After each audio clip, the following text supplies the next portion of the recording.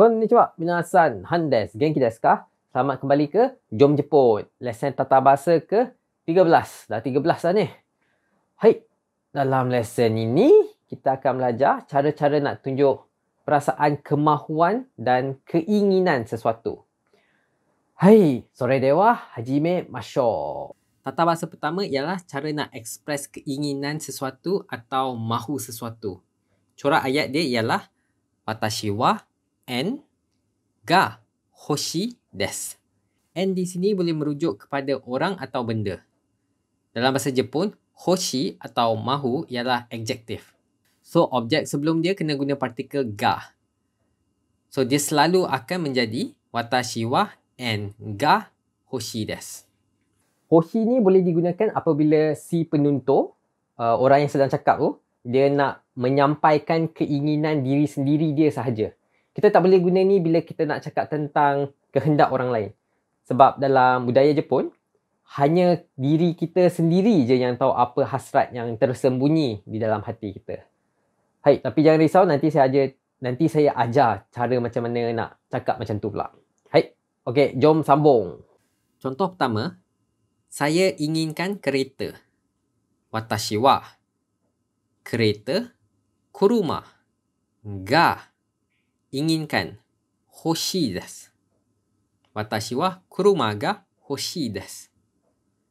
Contoh lain, saya inginkan seorang teman perempuan atau teman wanita atau girlfriend. So kat sini noun dia bukan benda tetapi orang.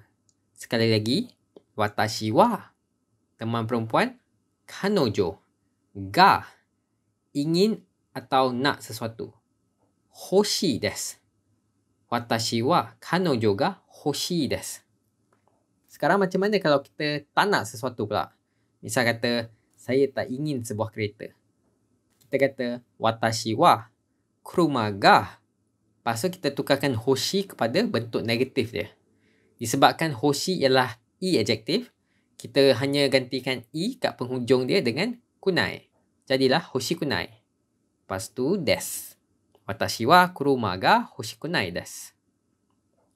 Contoh seterusnya, saya tak ingin seseorang teman perempuan.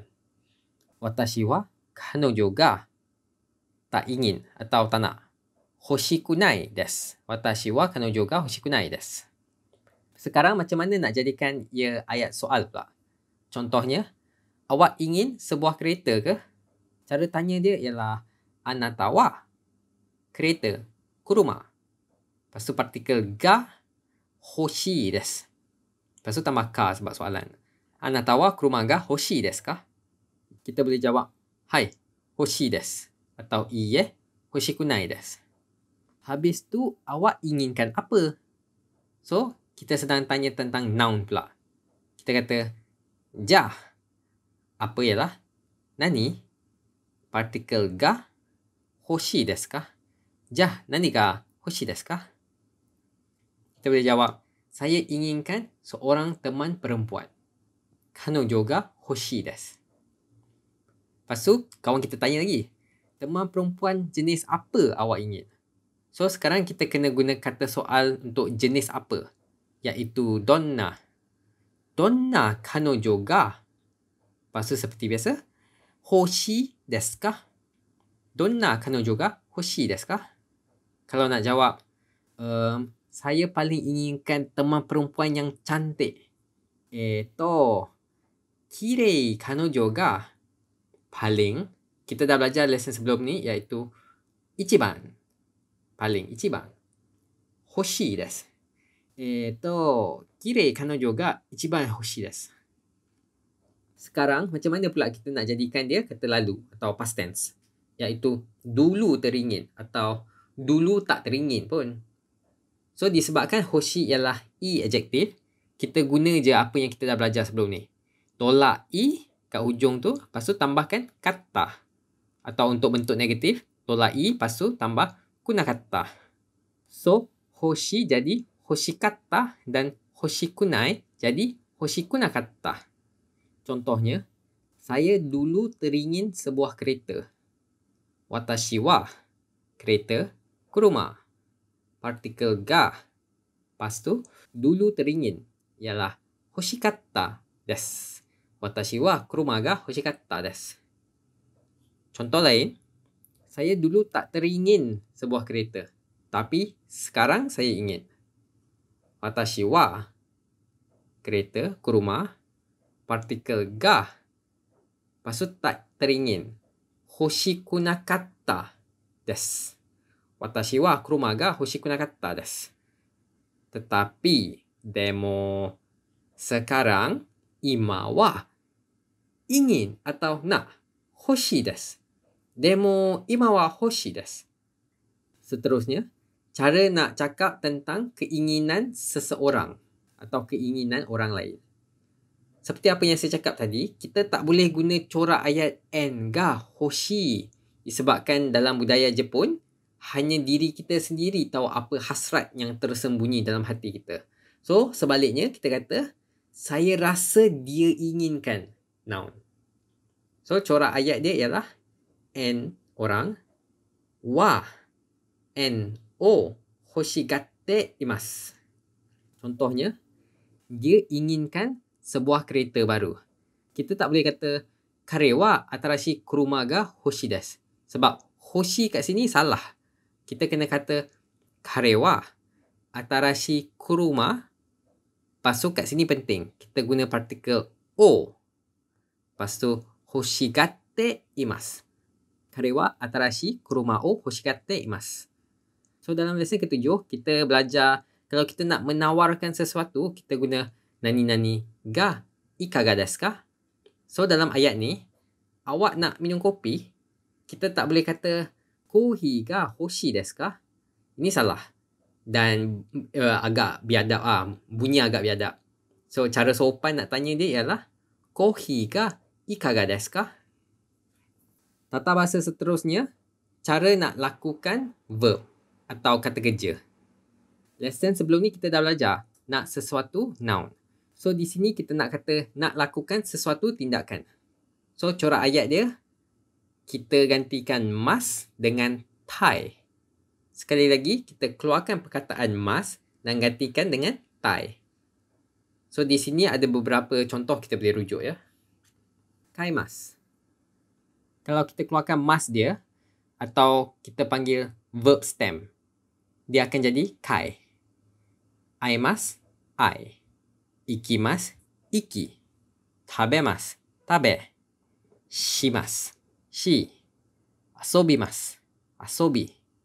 Oyogimasu, oyogi. Kekkon shimasu, kekkon shi. So kat sini kita tambah tai. Nani-nani o atau nani-nani ga. Kaitai. Nani-nani ni aitai. Nani-nani ikitai. Nani-nani o atau nani-nani ga tabetai. Nani-nani o shitai. Asobitai. Oyogitai. Kekkon shitai. Dan seterusnya. Okey, seterusnya juga serupa dengan hoshi, verb tai hanya boleh digunakan bila kita nak cakap pasal diri kita sendiri. Sebab tu kita gunakan watashi wa verb tai desu. Atau saya nak lakukan verb. Contohnya, saya nak beli kereta. Watashi wa kuruma ga atau o pun boleh. Kai. Disebabkan kita dah keluarkan must, kita tambah tai. Lepas tu desu. Watashi wa kuruma ga kaitai desu. Contoh lain, saya nak jumpa Yuna. Watashi wa Yuna ni. Kita selalu guna partikel ni untuk berjumpa. Lepas tu, aitai desu. Watashi wa Yuna ni aitai desu. Contoh seterusnya, saya nak pergi Korea. Watashi wa Korea ialah Kangoku. Partikel pergi ialah ikimasu. So, kita tukarkan kepada ikitai. Lepas tu, desu. Watashi wa Kangoku ikitai desu. Contoh lain, saya lapar. Saya nak makan hamburger. Saya lapar ialah onaka ga sukimashita. Nak makan hamburger ialah hamburger. O atau ga tabetai desu. onaka ga sukimashita. Hamburger o tabetai desu. Sekarang macam mana kalau kita nak kata saya tak nak lakukan verb? Senang je, sama seperti tadi. Watashi wa verb tapi kita buang mas dan gantikan dengan takunai pula. Lepas tu desu. Contohnya, saya tak nak belajar. Watashi wa belajar ialah benkyou shimasu. Tapi kita buang mas, kita gantikan dengan takunai. Lepas tu desu. Watashi wa benkyou shitakunai desu. Contoh lain, saya tak nak main. Watashi wa main ialah asobimasu. So dia jadi asobitakunai desu. Watashi wa asobitakunai desu. Contoh seterusnya, saya tak nak berenang. Watashi wa berenang ialah oyogimasu. So dia jadi oyogi takunai. Lepas tu desu. Watashi wa oyogi takunai desu. Saya tak nak kahwin. Sekali lagi, watashi wa kahwin ialah kekkon shimasu. So kekkon shimasu jadi kekkon shitakunai. Lepas tu desu. Watashi wa kekkon shitakunai desu. Sekarang cara nak jadikan dia ayat soalan dengan menggunakan corak ayat ni. So kita boleh guna pelbagai kata-kata soal siasat untuk tanya pelbagai jenis soalan.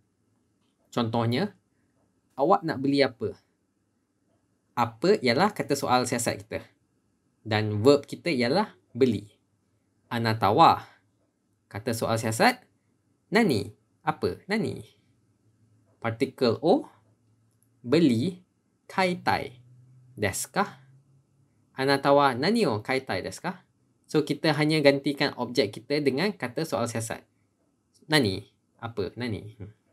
Contoh lain, awak nak jumpa siapa? Anata wa siapa ialah dare. Partikel ni nak jumpa. Aitai desu ka? Anata wa dare ni aitai desu ka? Contoh seterusnya, awak nak pergi mana? Anata wa mana? Doko? Partikel nak pergi. Ikitai desu ka? Anata wa doko ikitai desu ka? Contoh lain, bila awak nak pergi ke Korea? So, kata soal siasat kita ialah bila. So, kita kata itsu. Korea sekali lagi ialah Kankoku. Partikel nak pergi. Ikitai desu ka? Itsu Kankoku ikitai desu ka? Contoh terakhir, awak nak buat apa? Anata wa apa ialah nani? Partikel o nak buat. Shitai desu ka? Anata wa nani o shitai desu ka? Sekarang kita akan belajar macam mana nak jadikan verb tai kepada past tense. Kata lalu bentuk negatif dan positif. Untuk nak buat atau tak nak buat. Untuk jadikan bentuk positif, kita buangkan mas dan kita gantikan dengan takatta. Untuk jadikan bentuk negatif, kita buangkan mas dan kita gantikan dengan takunakatta. So, contohnya, saya dulu nak pergi ke Korea. Kankoku verb kita ialah pergi. Ikimasu. So, kita gantikan mas dengan takatta. Jadilah ikitakatta. Lepas tu, desu. Kankoku ikitakatta desu. Contoh seterusnya, saya dulu tak nak kahwin. Tapi mungkin sekarang saya dah tukar fikiran, saya nak kahwin. So, watashi wa. Lepas tu verb dia ialah tak nak kahwin. So, sekali lagi kita buangkan mas. Kita gantikan dengan takunakatta. So, kekkon shitakunakatta. Lepas tu, desu. Watashi wa kekkon shitakunakatta desu. Sekarang kita belajar cara nak cakap tentang keinginan orang lain untuk membuat sesuatu. Seperti apa yang saya cakap tadi, kita tak boleh guna corak ayat no verb tai desu untuk orang lain sebab dalam budaya Jepun, hanya diri kita sendiri yang tahu apa hasrat yang tersembunyi dalam hati kita. So, kita kena guna corak ayat n orang, wa, no verb, Tapi gantikan mas dengan tagatte imasu. Contohnya, dia nak pergi ke Rusia.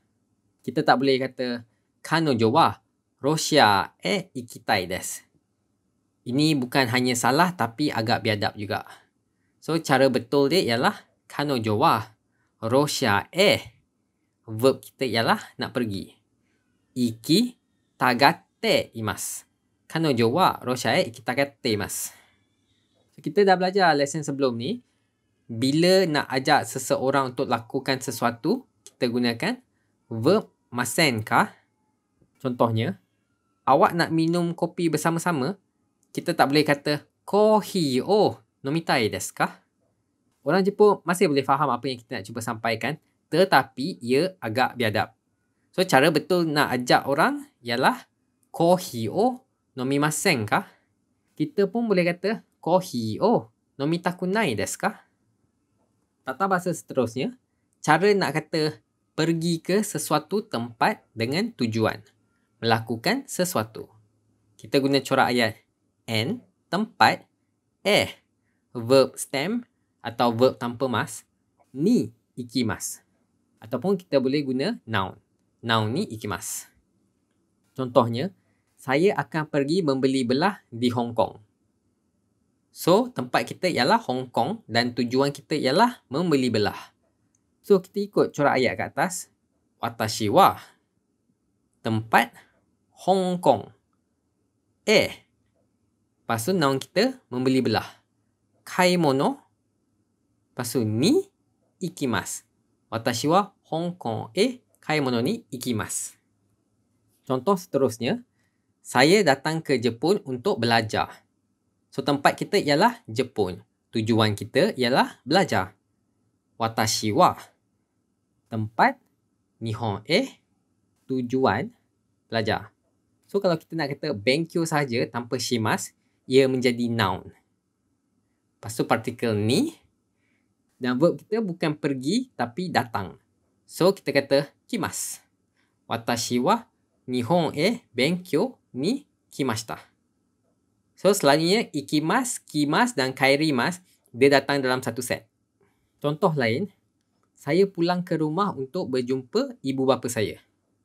So, tempat kita ialah rumah dan tujuan kita ialah berjumpa dengan ibu bapa. So, watashi wa rumah uchi jumpa ibu bapa. Ryoshin ni I. So, I mas kita boleh jadikan I sahaja.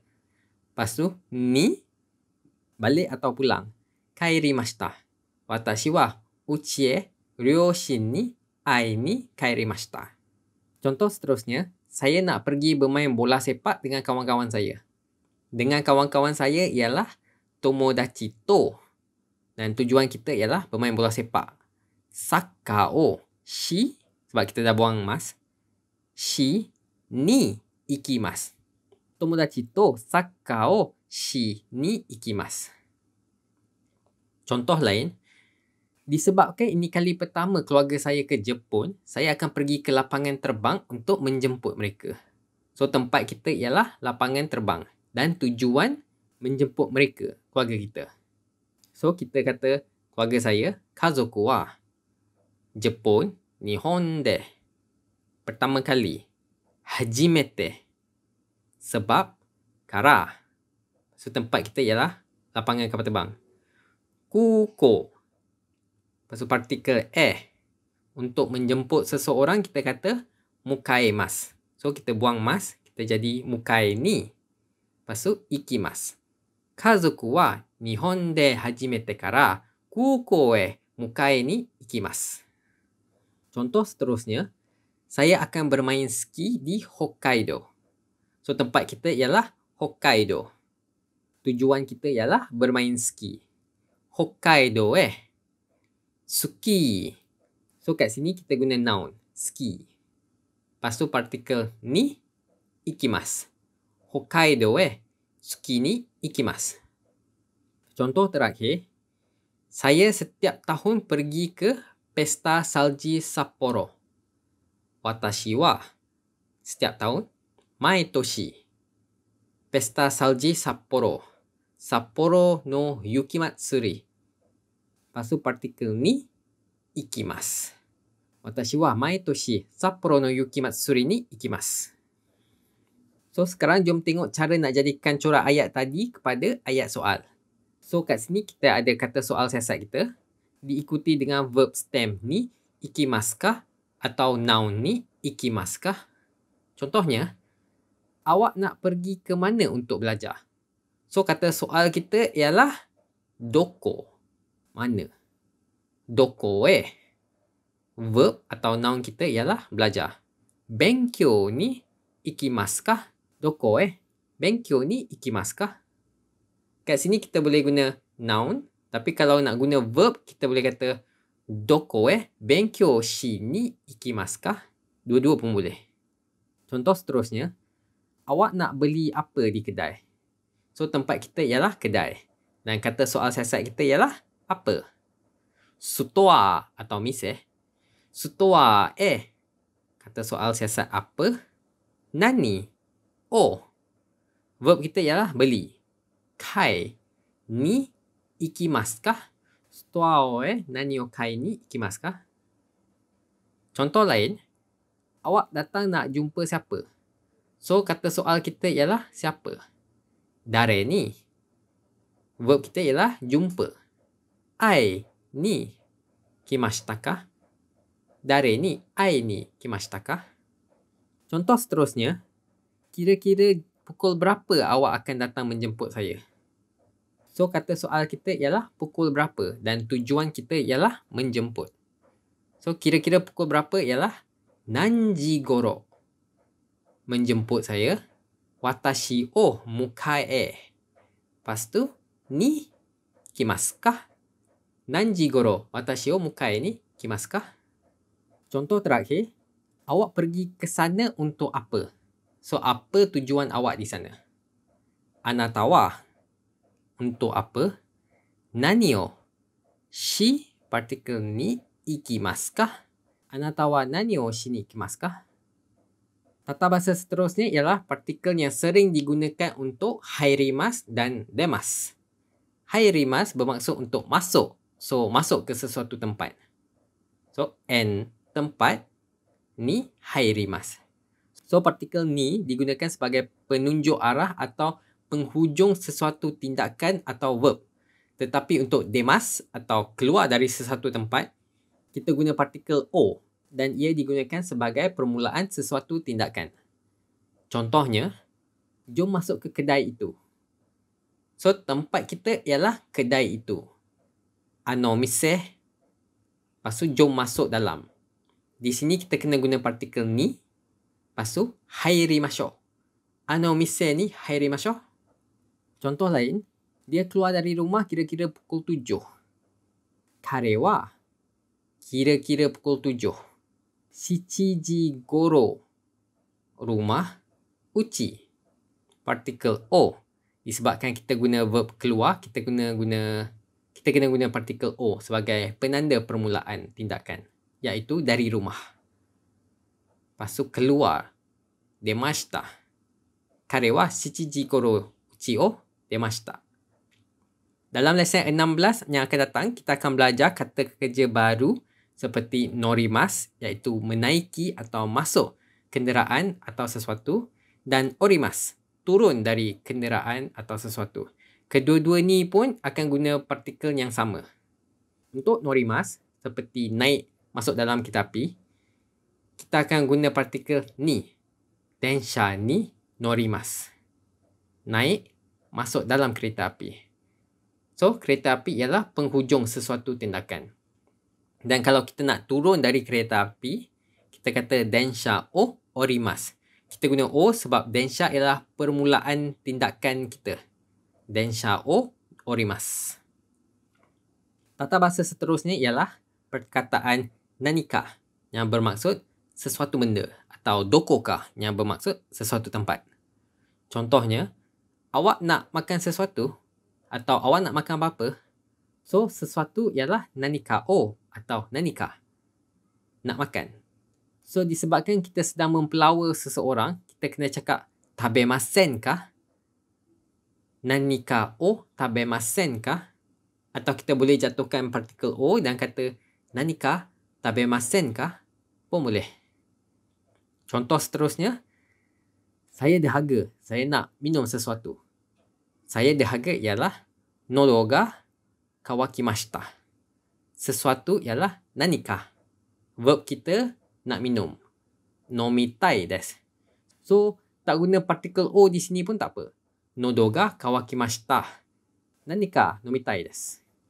Okey, so sekarang kita guna doko ka. Contohnya, hujung minggu ni saya akan bermain di sesuatu tempat. Kono shumatsu ni sesuatu tempat ialah doko ka. Partikel bermain atau berseronok ialah asobimasu. Kono shumatsu ni doko ka asobimasu.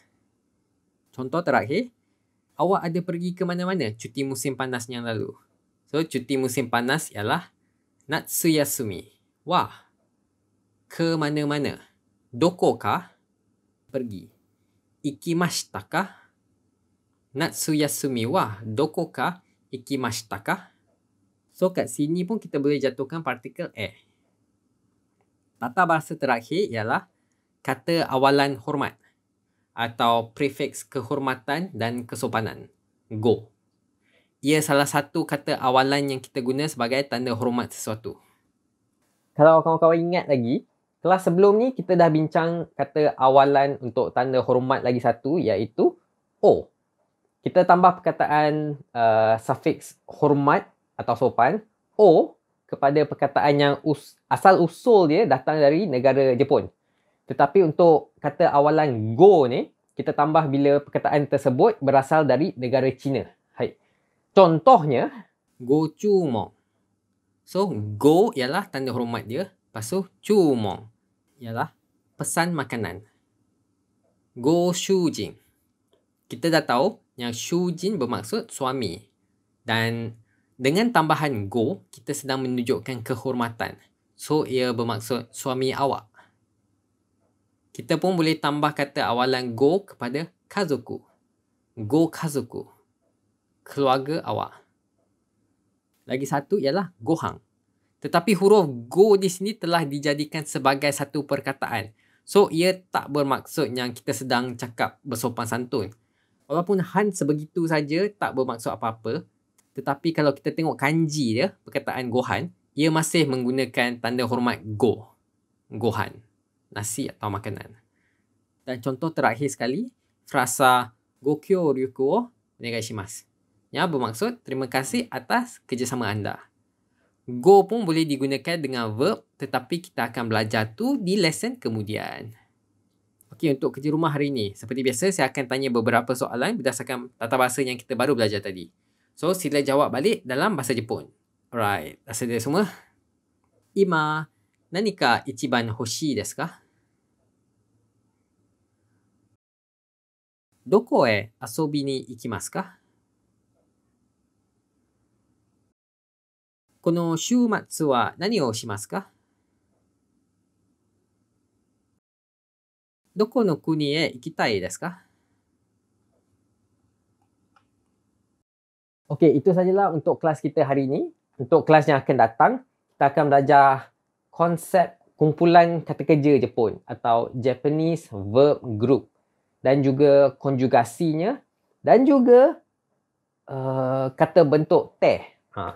So, kepada saya, kelas ni lah paling susah, tetapi kelas ni jugalah yang paling mustahak bagi pelajar yang baru belajar Jepun ni. Alright, seperti biasa, mitai kudasate arigatou gozaimashita. Hai, mata ne. Bye bye.